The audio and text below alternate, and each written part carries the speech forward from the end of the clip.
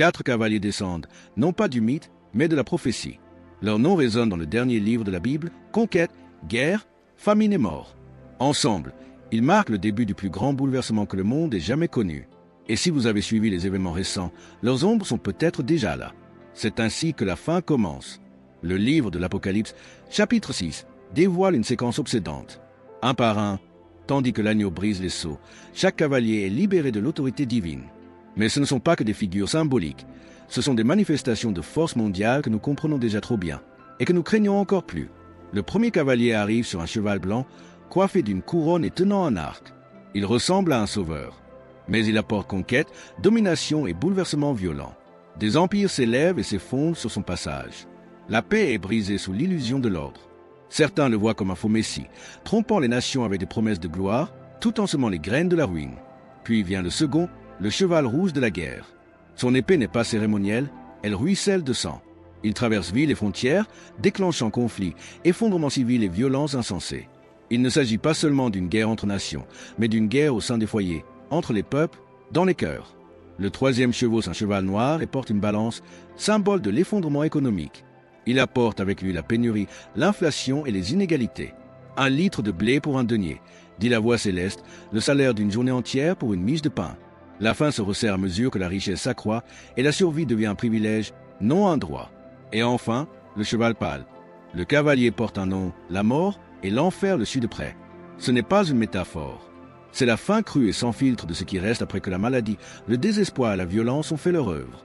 Pandémie, extinction massive, déclin spirituel, tout cela chevauche à ses côtés. Et il n'est pas pressé. Il attend simplement que ce qui est déjà en train de s'effondrer. Ces 4-là ne sont pas de simples visions anciennes. Ce sont des schémas mondiaux qui se répètent à travers l'histoire, de plus en plus forts, plus rapides et mieux coordonnés.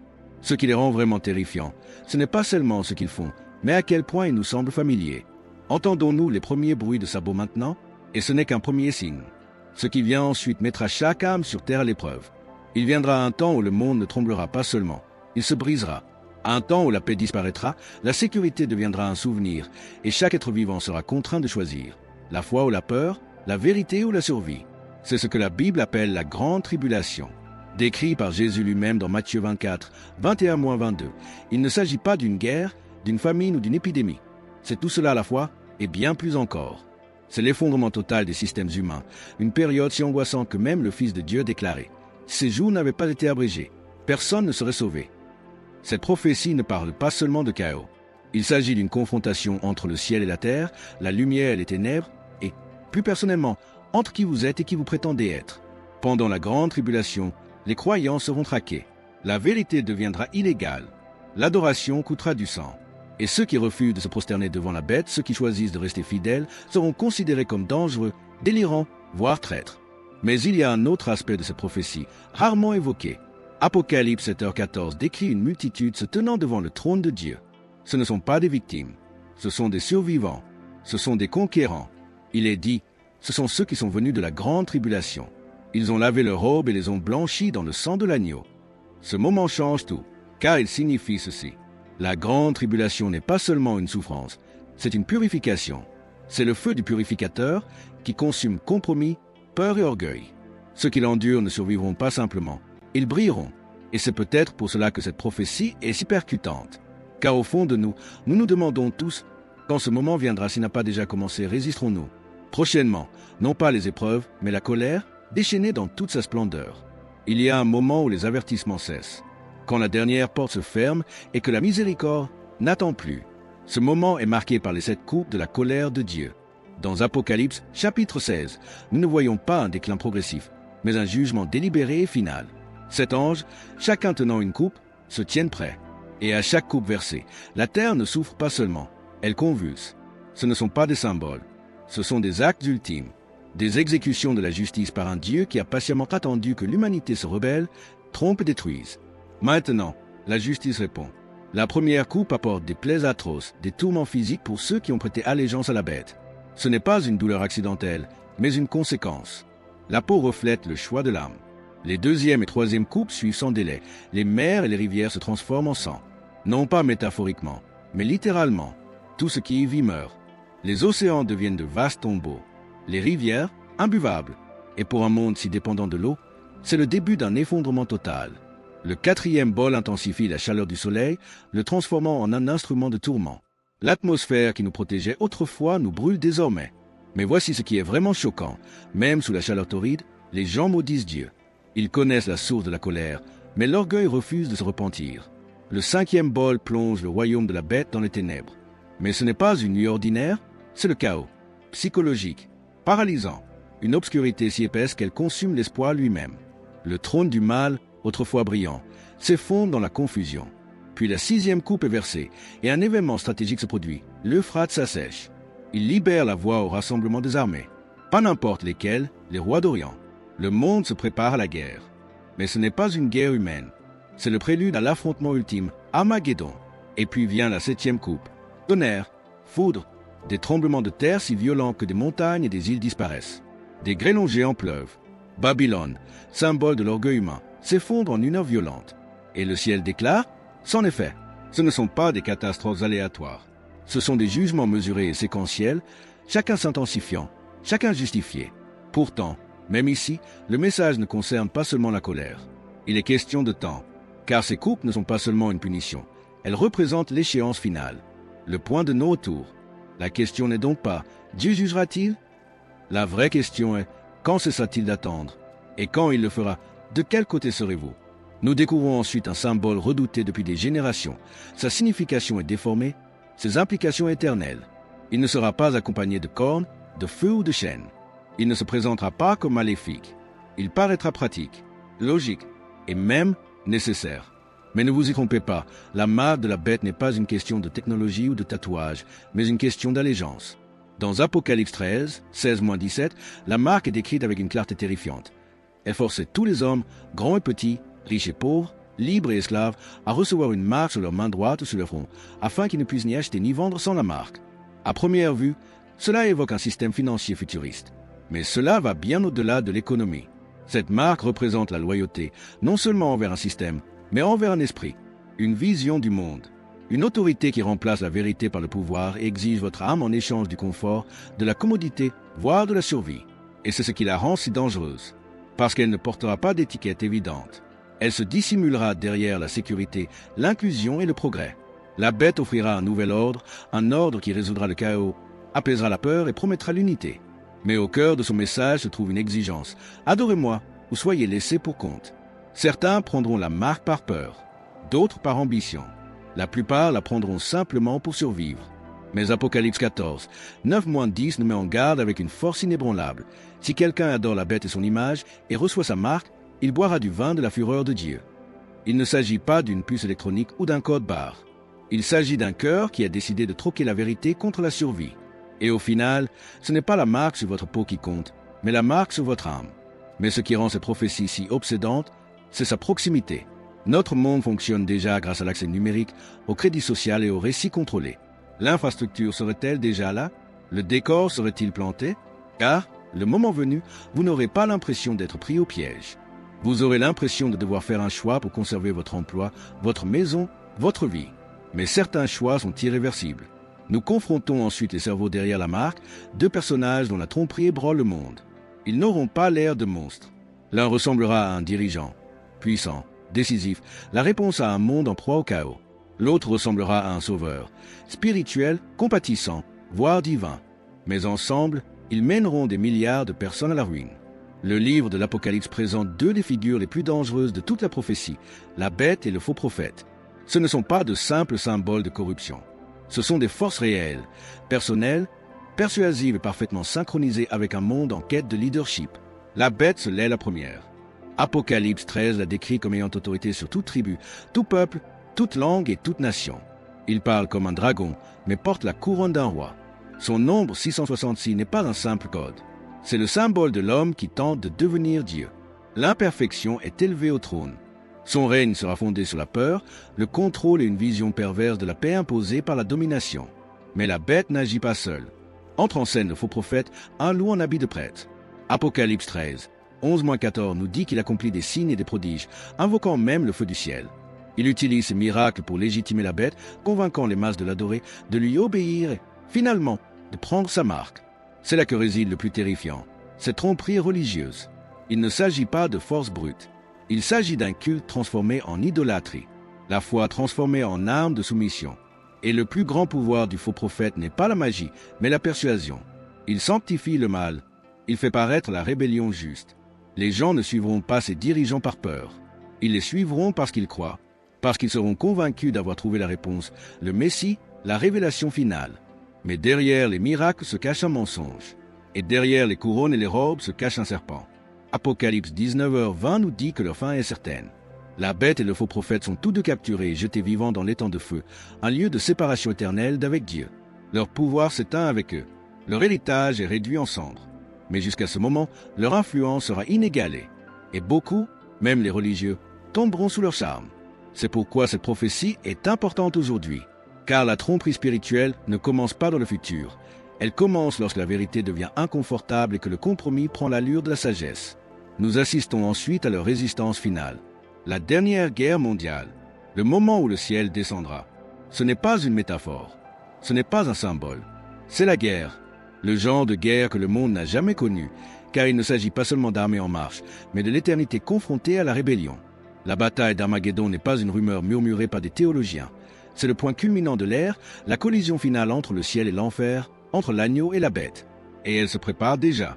Apocalypse 16h16 nomme le lieu Armageddon, d'après Armégido, un ancien champ de bataille dans les collines d'Israël, ensanglanté depuis des siècles. Mais cette fois, il ne s'agit pas de territoire. Il s'agit de l'âme de la création. Le monde est désormais brisé. Les jugements sont tombés. La bête a bâti son empire. Le faux prophète a rallié les nations. L'Euphrate est à sec. Les armées de la terre se rassemblent, non pas pour se combattre entre elles, mais pour combattre Dieu. Et puis le ciel s'ouvre. Apocalypse 19 ne murmure pas cet instant. Il rugit. Le ciel s'ouvre et le Christ apparaît, non pas comme un serviteur souffrant, mais comme un roi conquérant. Il chevauche un cheval blanc, vêtu d'une robe trempée de sang. Ses yeux brûlent comme du feu. Sur sa tête sont gravées de nombreuses couronnes. Sur sa cuisse est sa robe, roi des rois et seigneur des seigneurs. Il n'est pas seul. Les armées du ciel le suivent, vêtues de lin blanc, armées non pas d'armes, mais d'autorité. Pas de chars, pas de missiles, pas de chaos, juste la justice. Et de la bouche du Christ sort une épée acérée, sa parole. Non pas criée par désespoir, mais proclamée avec puissance. La bête et les rois de la terre prennent position. Ils pointent leurs armes. Ils croient avoir une chance. Mais ils n'en ont jamais eu. La bataille est terminée avant même d'avoir commencé. La bête et le faux prophète sont capturés vivants et jetés dans l'étang de feu. Leurs armées tombent en silence. L'épée du roi met fin à tout. Nul n'échappe à la justice. Nul n'échappe à la vérité. Et le ciel regarde, tandis que la terre se souvient. C'est plus que la fin d'une guerre. C'est la fin de la rébellion humaine. Le dernier souffle de fierté. Le moment où chaque genou qui refusait de fléchir tombe enfin. La bataille d'Armageddon n'est pas seulement une question de pouvoir, c'est une question de pureté. Le monde est en train d'être purifié, non pas pour un autre empire, mais pour un royaume qui ne connaîtra jamais de fin. Et ce royaume ne pourra commencer avant que Babylone ne brûle. Elle se tenait droite, vêtue de richesse, débordante de pouvoir. Le monde l'admirait, l'enviait, s'inclinait devant elle. Mais Babylone n'a jamais été une ville, c'était un système. Un empire spirituel bâti sur la séduction, la corruption et la rébellion. Elle a troqué la vérité contre l'influence, le culte contre la richesse, la conviction contre la commodité. Et pendant un temps, elle semble invincible. Mais alors, Dieu parla. Dans Apocalypse 17 et 18, Babylone est dépeinte comme une prostituée opulente, chevauchant une bête écarlate, ivre du sang des saints. Elle incarne tout ce que le monde idolâtre, la beauté sans moralité, le luxe sans limite, le pouvoir sans pitié. Son nom est gravé sur son front. Babylone la Grande, mère des prostituées et des abominations de la terre. Mais son plus grand péché n'est pas l'excès, c'est la défiance. Elle représente la forme ultime d'un monde qui a écarté Dieu de ses systèmes, de ses marchés, de ses divertissements, de ses dirigeants. Un monde où tout est permis, pourvu que cela sert le profit, le plaisir ou le pouvoir. Et c'est pourquoi son jugement est immédiat. Il est soudain. Viol, total, chute est Babylone la Grande, s'écrit l'ange dans Apocalypse 18h2. Les marchands de la terre pleurent, non pas son âme, mais leur richesse perdue. Ils se tiennent à distance, craignant de s'approcher, car ils savent que tout ce qui a touché Babylone est maudit. En 1 heure, ses tours s'effondrent. Sa musique s'arrête. Ses marchés sont réduits au silence. Ses lumières s'éteignent. Et une voix venue du ciel déclare « Jamais plus on ne te retrouvera ». Ce n'est pas seulement la destruction d'une ville, c'est la révélation d'un mensonge. Car Babylone a été bâtie sur une illusion, que l'humanité peut prospérer sans sainteté, que la culture peut exister sans le Créateur, que le péché, une fois poli et conditionné, n'est en quelque sorte pas un péché du tout. Mais quand Dieu agit, aucune illusion ne tient, aucune économie n'est trop grande, aucun empire n'est trop riche, aucune culture n'est trop intelligente. Babylone tombe, car la vérité ne demande pas la permission de reprendre ce qui lui appartient. Et la chute de Babylone nous pose une question terrifiante. Quelle part d'elle vivons-nous? Ensuite, nous assistons au moment où chaque âme devra faire face, quel que soit son nom, son titre ou ses croyances. Le tribunal final, le verdict final. Pas d'avocat, pas d'appel, pas de dissimulation. Le tribunal de l'éternité est silencieux, à l'exception de l'ouverture des livres. Et lorsqu'il s'ouvre, rien ne reste enfoui. Apocalypse 20 révèle une scène si crue, si définitive, que même la terre et le ciel s'enfuient. Un grand trône blanc, pur, immobile, se dresse au centre de toute existence. Et devant lui, chaque âme ayant jamais vécu ressuscite. Ni métaphoriquement, ni symboliquement. Littéralement, chaque homme, chaque femme, chaque roi, chaque serviteur, vivant à nouveau pour être jugés. Et je vis les morts, les grands et les petits, qui se tenaient devant le trône. Et des livres furent ouverts. Apocalypse 20h12.